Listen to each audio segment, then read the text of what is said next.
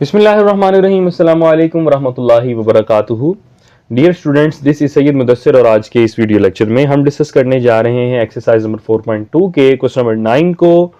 और प्रीवियस जो है मैंने सारे क्वेश्चन अपलोड कर दिए हैं। ये आज का क्वेश्चन लास्ट है और इसके साथ हमारी 4.2 कंप्लीट हो जाएगी, जो काफ़ी देर से हमारी कंटिन्यू थी।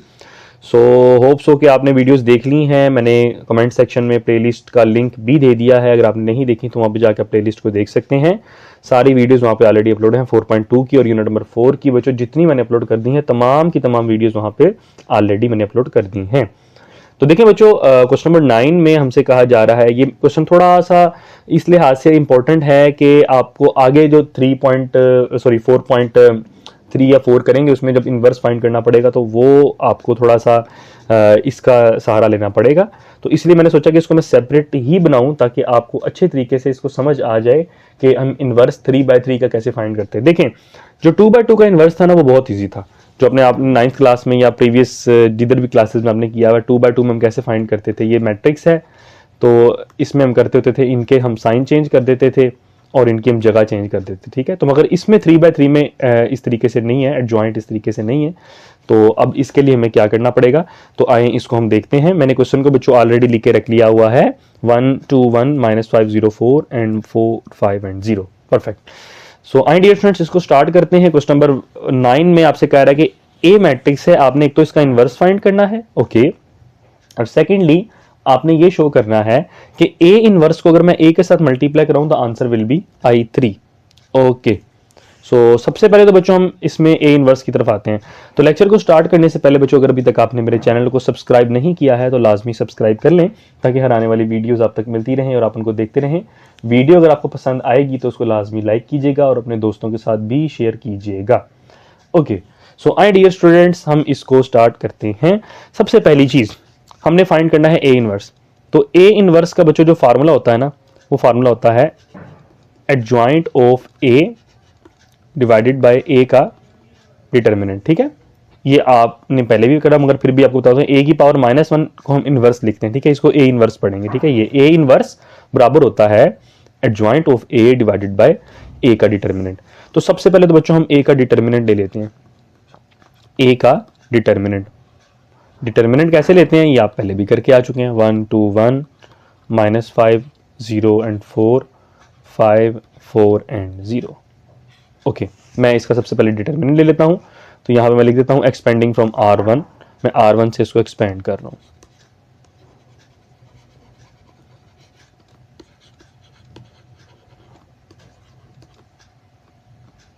तो R1 में सबसे पहले बच्चों 1 है तो 1 को लिखेंगे, 1 वाली रो खत्म, 1 वाला सारा कॉलम खत्म, पीछे क्या बच जाएगा 0 4 4 0, ठीक है जी। पहली के साथ प्लस, दूसरी के साथ माइनस, 2 इंटू 2 वाली रो खत्म, 2 वाला कॉलम खत्म, तो बन जाएगा -5 4 5 एंड 0।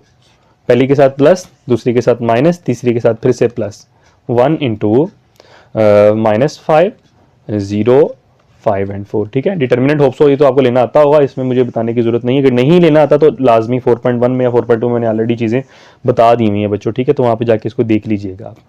1 एज इट इज जी, 0 0 are 0, 4 4 are 16, -2 into 0 5 are 0, 5 4 are 20, plus 1 into 4 5 are -20, 5 0 are 0,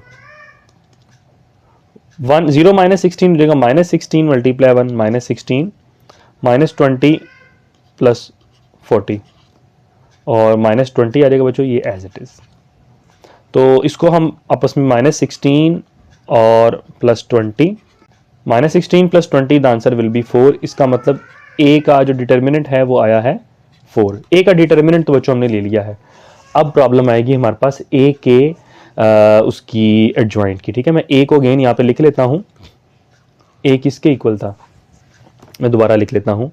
1 2 1 -5 0 4 5 4 and 0। तो देखिए बच्चों, अब हमने लेना है इसका एडजॉइंट। अब एडजॉइंट लेने के लिए ना सबसे पहले हमने मैट्रिक्स के को फैक्टर्स निकालने हैं, ठीक है। अब ये को फैक्टर्स क्या सीन होता है बच्चों को, इसमें बड़ा प्रॉब्लम आता है। अब मैं आपको जो तरीका बताने लगा ना बच्चों, ये मेथड आपको कोई भी नहीं बताएगा, ठीक है। हमारे टीचर्स ने हमें बताया, हम आपको एज इट इज़ इसी तरीके से गाइड कर देंगे, ठीक है। बहुत आसान तरीका है 3/3 का एडजॉइंट लेने का तरीका, बहुत ही ईजी है, आपने कोई परेशानी नहीं लेनी। तो मैं आपको उसी तरीके से करवा दूंगा जिस तरीके से हमारे टीचर्स ने हमें करवाया, आसान वे है। तो सबसे पहले आपने इधर लिखना है कि को फैक्टर्स ऑफ, ठीक है, इधर इसको लिख लें, को फैक्टर्स और इकट्ठा लिख लें, को फैक्टर्स ऑफ ए, ठीक है जी। एडजॉइंट लेने के लिए हम सबसे पहले को फैक्टर्स लेते हैं। अब को फैक्टर्स ऑफ ए बच्चों हमारे पास वो क्या होंगे, आपने एक मैट्रिक्स बना लेनी है। ये बहुत आसान वे में आपको करवा रहा हूँ, इस वे में बच्चों को मैं यकीन से कहता हूँ कि कोई भी आपको इस तरीके से नहीं कराएगा, बहुत आसान वे है ये वाला। आपने सबसे पहले के साथ इधर लगा देना है प्लस, फिर आ जाएगा माइनस और फिर आ जाएगा प्लस। देखिए plus minus plus minus plus minus plus minus plus, ठीक है। आपने इस तरीके से प्लस माइनस करके आपने इसको कंप्लीट कर देना है। ओके, अब ये तो बच्चों हमने कर लिया है, यहाँ पे प्लस माइनस करके इस तरीके से कर लिया। अब यहाँ पे फर्स्ट नंबर पे जो ये वाली एंट्री है ना, इसको हम कहते हैं A11, मैंने आपको पहले भी बताया हुआ है, A11 कहते हैं इसको। तो A11 का मतलब है बच्चों कि जिस जगह पे आप खड़े हुए हैं ना, आपने उस वाली रो को खत्म कर देना। लेट्स सपोज दैट मैं इधर इस जगह पे खड़ा हुआ, ठीक है, ये आपने उसकी रो सारी खत्म कर देनी, जिस जगह पे खड़े हुए हैं उसकी सारी रो खत्म कर देनी है और उसका सारा कॉलम खत्म कर देना है। तो जो पीछे बच जाएगा ना, उसका डिटर्मिनेंट लेके आपने यहां पे लिख देना है। दोबारा समझ लें कि जिस जगह पे आप खड़े हुए हैं, मैट्रिक्स की जिस पॉइंट पे खड़े हुए हैं, उस पॉइंट पे आप खड़े हों और आप उसकी सारी रो खत्म कर दें और उसका सारा कॉलम खत्म करके जो आपके पास पीछे बच रहा है बच्चों, उसका आप क्या करें, डिटर्मिनेंट लेके लिख दें। तो लाइक किस तरीके से हमारे पास अब बच रहा है 4 4 जार -16, ठीक है जी, है ना, 0 0 जार 0 और 4 4 जार -16। ओप सो क्या आपको समझ आ गया है। ये था हमारे पास A11। मैं यहाँ पे बल्कि लिख भी देता हूँ, ठीक है, आपको पहले मैं यहाँ पे लिख देता हूँ कि A11 यहाँ पे कितना आया है, A11 इज इक्वल्स टू -16। लिख लें, आपकी मर्जी है, ना लिखें फिर भी डायरेक्ट पुट कर दें, वो भी आपकी मर्जी है, ठीक है। A12 लिख लें। A12 में हमारे पास बच्चों क्या होगा, A12 में हम देखें इस पे खड़े हुए हैं, 2 पे खड़े हुए हैं, इस जगह पे है ना, जरा गौर कीजिएगा, हम अब इस जगह पे हैं, तो इसका मतलब ये 2 वाली सारी रो खत्म हो जाएगी और 2 वाला सारा कॉलम खत्म हो जाएगा, ठीक है। तो 0 5 जार 0 और 5 4 जार 20, इसका मतलब A12 आ जाएगा हमारे पास -20, ठीक है जी। तो इधर मैं लिख देता हूं -20। जो इसके पहले हमने साइन लगाए हैं बच्चों, वो आपने बिल्कुल भी नहीं छेड़ने, उसको आपने एज इट इज चलाते आना, ठीक है। और थर्ड वन बच्चों हमारे पास क्या होगा, अब 1 पे खड़े हैं तो ये हमारे पास खत्म हो जाएगा 4 और 0, तो 4 5 जार -20, यहाँ पे आ जाएगा -20, ठीक है। उसको आप सेपरेट करके लिख लीजिएगा, आपकी मर्जी है, कोई मसला नहीं है, ठीक है। तो अब आपकी बच्चों आगे बारी आती है इस 5 की। अब इस वक्त हम इस 5 पे खड़े हुए हैं, ठीक है, इस 5 पे हैं, तो 5 वाली सारी कॉलम खत्म, 5 वाली सारी रो खत्म, पीछे बचेगा 0 2 जार 0 -4, तो यहाँ पे हमारे पास लिख देंगे -4। ओके, अब नेक्स्ट बच्चों बारी है इसकी 0 की। अब इस वक्त 0 पे खड़ा हूं मैं, तो 0 वाला सारा हमारे पास कॉलम खत्म हो जाएगा और 0 वाली सारी रो खत्म, पीछे बचेगा 1 1 5 0 0 1 जार 0 -5, यहाँ पे आ जाएगा जी -5। ओके, ये भी हो गया। अब हम खड़े हुए हैं इस वक्त 4 पे, 4 वाला सारा कॉलम खत्म और 4 वाली सारी रो खत्म, पीछे बच जाएगा जी 1 2 5 4, तो 4 इसका डिटर्मिनेंट लेना हूं मैं, ठीक है। तो इसको क्रॉस मल्टीप्लाई और सेंटर में साइन माइनस का, तो 4 1 जार 4 माइनस, इधर लिखते हैं इसको 4 1 जार 4 -5 2 जार 10, 4 -10 -6। ओके, सो अब आगे बच्चों बारी आ गई है इसकी हमारे पास थर्ड रो की। तो थर्ड रो में इस वक्त अभी हम यहाँ पे हैं, तो 5 वाला सारा कॉलम खत्म और सारी रो खत्म, ठीक है जी, ये रो कॉलम खत्म और ये रो खत्म, 4 2 jar 8 cross multiply, 4 2 jar 8 -0 1 jar 0, तो यहाँ पे आ जाएगा बच्चों 8। इसी तरीके से अब हमारे पास किसकी बारी है, अब हम 4 पे खड़े हुए हैं, ठीक है। तो इसका मतलब 4 वाला सारा कॉलम खत्म हो जाएगा और 4 वाली रो तो ऑलरेडी हमने खत्म कर दी हुई है, 4 वाला सारा कॉलम खत्म हो गया, ठीक है। ये हम इसको इस तरीके से खत्म कर देते हैं, पीछे बचेगा 4 1 jar 4 1 jar 4 -5 1 jar 5 minus minus plus 4 + 5, ये हो जाएगा बच्चों 9। ओके, एंड आल्सो यहाँ पे अब हम करते ये हैं कि अब बारी है हमारे पास 0 की, तो 0 वाली सारी रो खत्म, 0 वाला सारा कॉलम खत्म, 0 1 जार 0 -5 2 जार 10 माइनस माइनस बच्चों हो जाएगा प्लस, ठीक है। इसको लिख लेते हैं हम +10। तो अब बच्चों इसे को फैक्टर्स को देखते हैं, हमारे पास को फैक्टर्स क्या आए हैं, हम इसको जरा ठीक करके लिख लेते हैं। ये आया है -16, ये माइनस माइनस प्लस हो जाएगा 20, प्लस माइनस -20, और minus minus +4, plus minus -5, minus minus +6, +8 और -9, और ये बच्चों हमारे पास +10 बच जाएगा। ठीक है जी, ये हमारे पास बच्चों अभी सिर्फ और सिर्फ को फैक्टर्स आए हैं। तो जब हमने इसका एडजॉइंट लेना है ना, तो बस आगे एडजॉइंट समझ लें आ गया, जब को फैक्टर्स आ गए हैं तो समझ लें एडजॉइंट भी आ गया है। तो एडजॉइंट ऑफ ए, तो ए का एडजॉइंट बच्चों इसमें फिर क्या आएगा, इसका आप इस को फैक्टर्स का ना ट्रांसपोज ले लें, यानी रोज को कॉलम बना दें और कॉलम्स को रोज बना दें, तो वो हमारे पास क्या आ जाएगा बच्चों, इसका एडजॉइंट आ जाएगा। ठीक है, तो बनाएं जी, -16, 20, -20। ठीक है जी, इस तरीके से 4, -5, 6, 8, -9 एंड 10। लो जी बच्चों एडजॉइंट तो आ गया है। ठीक है, अब आपने क्या करना है जी, एडजॉइंट ऑफ ए को डिवाइड करवा देना है ए के डिटर्मिनेंट पे, फार्मूले के मुताबिक हमारा ए इनवर्स आ जाएगा। ठीक है, ये देखिए हमने ऊपर बताया था ना कि adjoint of A divided by A का डिटर्मिनेंट, ए इनवर्स उसके बराबर होता है। तो अब हम इसको क्या करते हैं, एडजॉइंट ऑफ ए को डिवाइड करवा देते हैं ए के डिटर्मिनेंट पे, सो हमारा उसका आंसर भी आ जाएगा। तो adjoint of A divided by A का डिटर्मिनेंट। ठीक है जी, तो जी इसको डिवाइड करवा दें आप, -16, 4, 8, 20, -5, -9, -20, 6 एंड 10। ओके जी, ये पूरी वैल्यू बराबर होगी, पूरी वैल्यू किसके बराबर थी, ए इनवर्स के, और इसको हम 4 पे डिवाइड भी कराएंगे ना इस तरीके से। तो अब आप हर वैल्यू को बच्चों 4 के ऊपर डिवाइड करवा दीजिए। तो 16 को 4 पे डिवाइड कराया, आंसर विल बी -4, ये आ जाएगा बच्चों 1, ये आ जाएगा 2, ये आ जाएगा 5, 5 को आप 4 पे डिवाइड कराएं तो आपका आंसर आ जाएगा 1.25, माइनस एज इट इज आ जाएगा। ठीक है, पॉइंट में लिखना है तो लिख लें, कोई मसला नहीं, नहीं भी लिखना तो 5 और 4 भी लिख सकते हैं, पॉइंट में लिख लें, सही है, कोई मसला नहीं। ठीक है, ओके, सो 9 को डिवाइड कराएंगे 4 पे आएगा -2.25, फर्दर 20 को डिवाइड करवाया बच्चों, ये हमारे पास आ जाएगा 5, 6 डिवाइडेड बाय 4 ये आ जाएगा 1.5, और 10 डिवाइडेड बाय 4 ये आ जाएगा 2.5। ठीक है जी, ये तो बच्चों ए इनवर्स हमारे पास आ गया है, एक तो हमने कर लिया है। नेक्स्ट वो आपसे कह रहा है कि आपने प्रूव करना है कि शो दैट कि ए इनवर्स को मैं ए के साथ मल्टीप्लाई कराऊंगा तो आइडेंटिटी मैट्रिक्स आएगी। ओके, आइडेंटिटी मैट्रिक्स अभी मैं सबको समझा देता हूँ। आइडेंटिटी मैट्रिक्स बच्चों क्या होती है, मैं आपको पहले वो समझाता हूँ। आइडेंटिटी मैट्रिक्स ऐसी मैट्रिक्स होती है जिसको हम आई के साथ इंडिकेट करते हैं, और उसके डायगनल्स के अलावा बाकी सब में हमारे पास क्या होता है, 0। डायगनल्स देखें, इनको हम कहते हैं डायगनल्स, ये डायगनल्स हैं। ठीक है, ये डायगनल है, इस डायगनल के में 1 1 होती है, बाकी सारी हमारे पास 0 होती हैं।